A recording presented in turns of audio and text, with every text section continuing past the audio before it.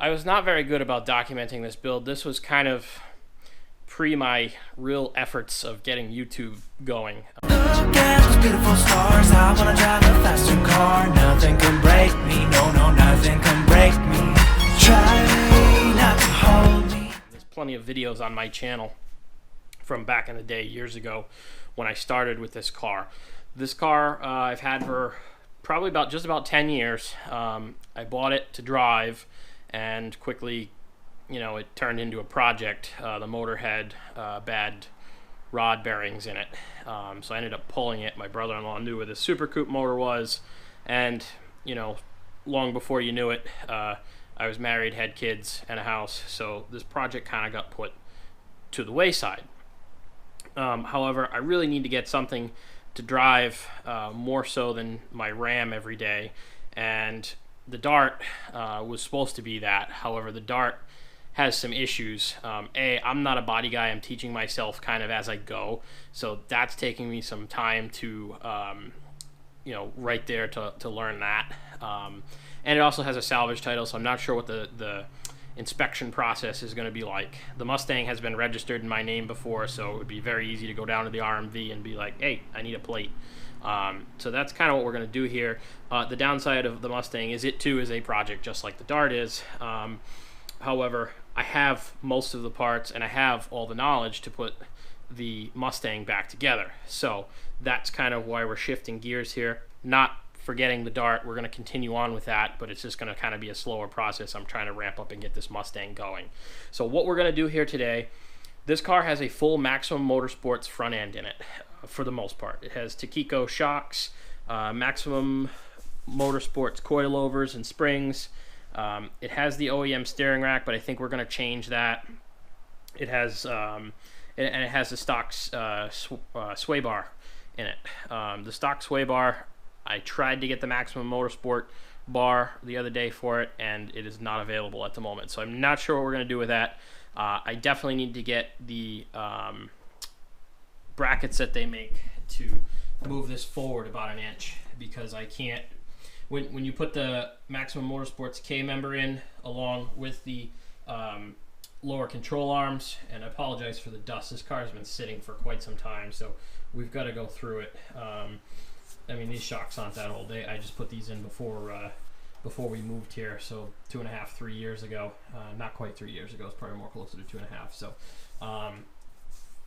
so it's pretty dusty, but I need to get the brackets to move this forward about an inch. The A-arms on the Maximum Motorsports K member move the wheel position about 3/4 of an inch forward, so this no longer lines up with the holes down there, so we'll have to get that taken care of. I had these knuckles all nice and painted and cleaned up. Alright, not these particular ones, but I had another set that were on here. And because I've got a bump steer kit, and you can't see the other side, I've already kind of put that back together.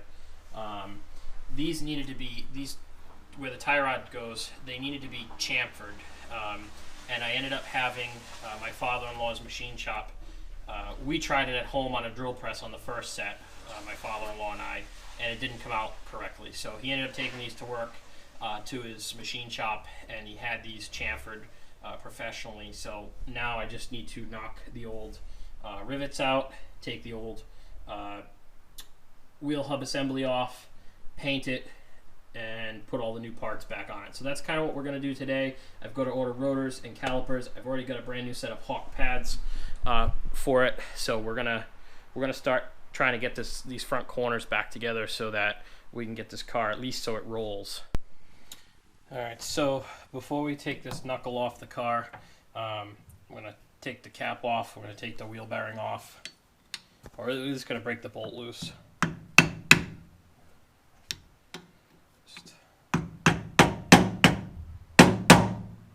I have a new wheel bearing and hub assembly. Going to walk it off with the front blade here.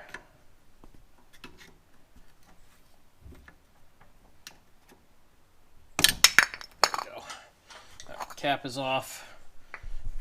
This bolt is a 36 millimeter bolt.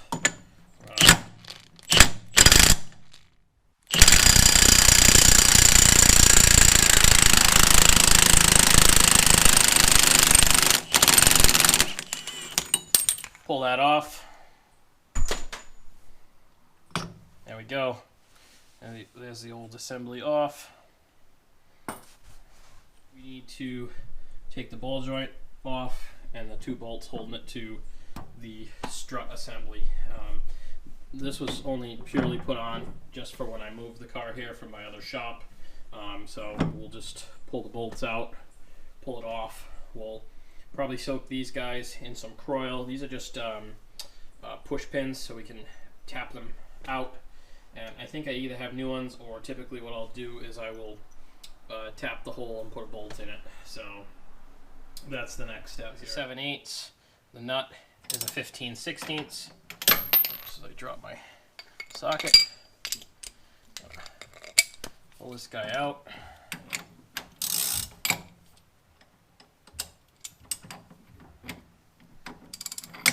That's done it. And they're not on there very tight because like I said, this was just temporary, so they're not snug down or anything. Put those back together for now. There we go. Stick the bolts back through the hole here just so we don't lose them. I've got to take the lower ball joint bolt off.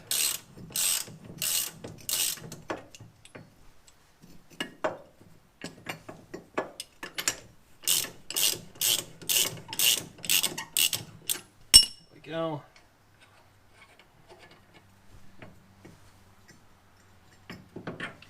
Now we have our knuckle assembly off and we can start working on restoring that. So, alright, here we go. This is the knuckle. You can see the old dust shield. We had to cut that off. I don't know if these will come out if this is needed, but we're going to put a drop of Croil on each one just to let it soak in a little bit. And then we'll take our punch set here. Hopefully I got a punch that'll fit in there. I think I should. Otherwise I might have some smaller ones somewhere else. But we're just going to basically punch the center piece out. Alright, so we've gotten two of the 3 rivets out for the dust shield. I actually made a mistake when I was doing it earlier. It's been a while since I've worked on this particular car. This pin has to come out the back, so sometimes they don't want to come out. So what I'm doing is I'm just drilling the head off of it and then tapping the rest of it out. So we will put a little bit more Croil on there just for, just to keep the drill bit. Okay, we'll find center. Easier said than done. Might have to kind of punch it here just to give it the bit a divot to ride in.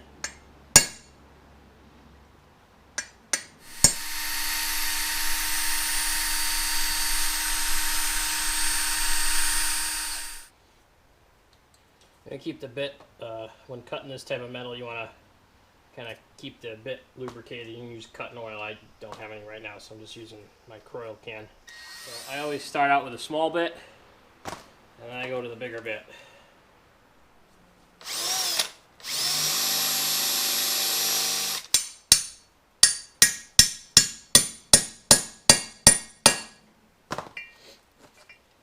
Sometimes you can take your chisel too, like I'm doing here. This is it's rusty, and I'm just gonna pry it, bang it back and forth. Once you got enough of it where you can get your pliers to it, you can kind of work it back and forth here.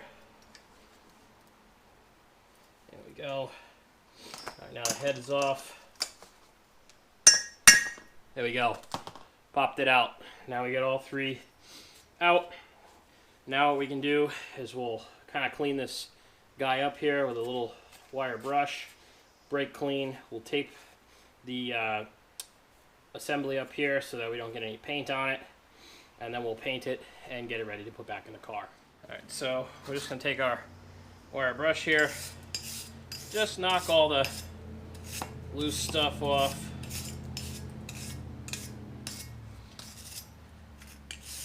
think I've done this already to this particular.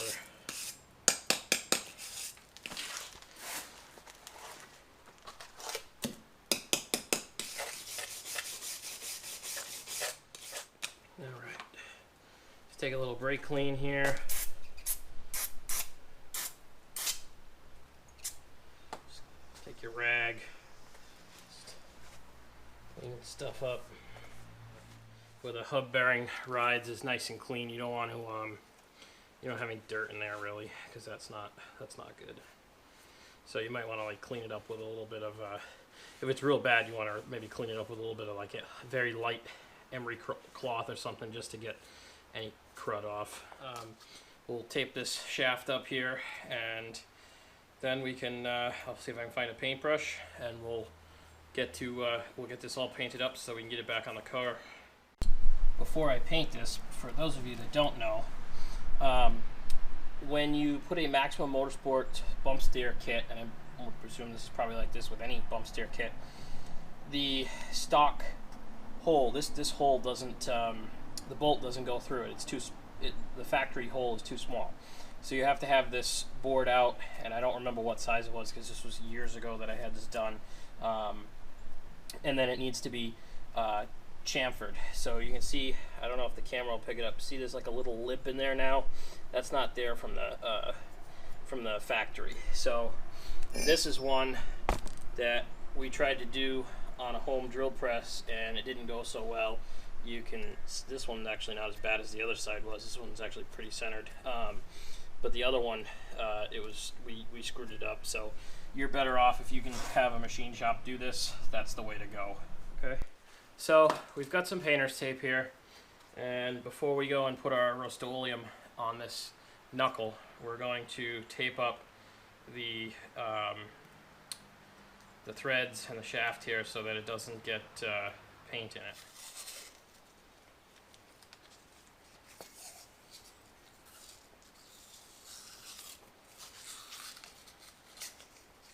And it's not the end of the world if you get a little paint over here. We can clean it off with some lacquer thinner or paint thinner after. This now is ready for Rust-Oleum. So we're gonna, you can use Pour 15. I just happen to have Rust-Oleum. I gotta get a flat blade. So we're gonna do one side, let it dry, and then we'll do the other side. I just put it on with a little bit of a little paintbrush here. It'll go on nice and thick.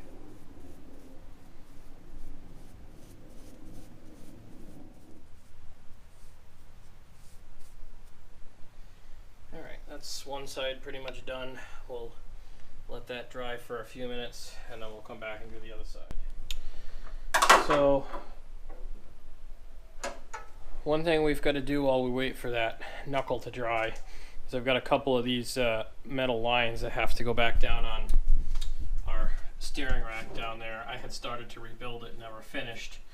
It's got two brand new inner tie rods on it, but we've got to put these lines back on, and we've got to get the boots slipped over, and I've got to get some clamps and clamp them down. So that's another step that we've got to do here to get this front end back together. We also have to get the Maximum Motorsports steering shaft connected to the rack. Take our first line here,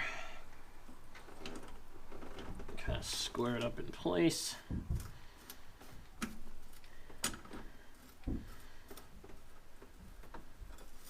Get it started. And come over to the other side and get this one started. Let's get this guy snuck down.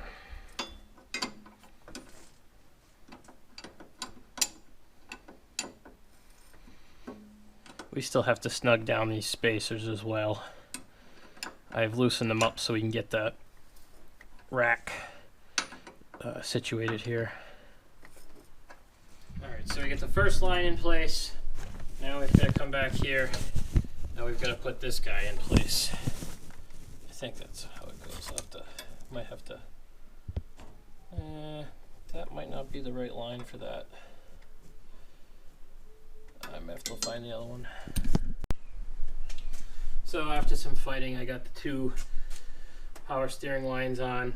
we now need to get the bellows attached, and there's a tube that goes between the two bellows. I took this car apart a long time ago, and thankfully I took a lot of pictures when I did, because I would be here all day trying to get the steering rack back together. Thankfully I had pictures of the steering rack before I took it apart. So it's definitely good to take pictures before you take a car apart, especially if it's going to be sitting for a while. Like, this is a long-term project for me. I'm really trying to ramp it up and get it back, back to the front line here. So, yeah, well, I guess we'll continue on getting the steering rack back together, and I'm going to probably order some parts and, continue on with this build. So we got the lines we got the lines back on the steering rack, and I've been fighting getting my Maximum Motorsports steering shaft in, and I finally got it on, and what we're doing is tightening up the bolt, so that we'll have some steering back in the car. And once we get this steering put back together here, we're just waiting for that steering knuckle, the passenger side steering knuckle, to dry, and then we'll throw that back in the car as well, and then the steering will pretty much be back together. I did have to drop the rack bolts, so we'll have to crawl under there and throw those back in as well, and then the car will have its steering and suspension back together in the front end. Guys, if you like these videos, please be sure to like and subscribe below. You can follow along on social media as well. I'll put the links in the description. This is kind of I know we didn't get a whole heck of a lot done in this video, or it doesn't feel like it anyway. This is kind of the kickoff of trying to start this Supercoupe swap project back up again. We got most of the steering kind of situated today. I'm gonna order the rotors and the pads. I have the pads already. I'm gonna order the rotors and the calipers, and hopefully by next weekend we'll be able to have the front suspension and brakes all back together, and then we can work on getting the brake lines in the car, the fuel lines in the car. Once I do that, then we can put the fuel tank and the fuel pump and the fuel tank back in the car. We have a mirror to put on. We have the front bumper to put on, and then it's going to be up to what I decide to do with the motor. I need to get a gasket kit and stuff for it. There's some other odds and ends. Right now my focus is to get the body and the brakes and the fuel lines and all that straightened out. Maybe get a set of tires on it so we can roll it around a little bit. And just start getting this car back together, and not forgetting about the Dart at the moment, but kind of going to put that on a back burner for the time being, because I want to get this car back up and running. So guys, if you like these videos, please like and subscribe below. Leave me a comment, shoot me a message, follow along on social media if you like as well. I typically post a lot more pictures on Instagram and Facebook than I do on YouTube, so let me know what you think.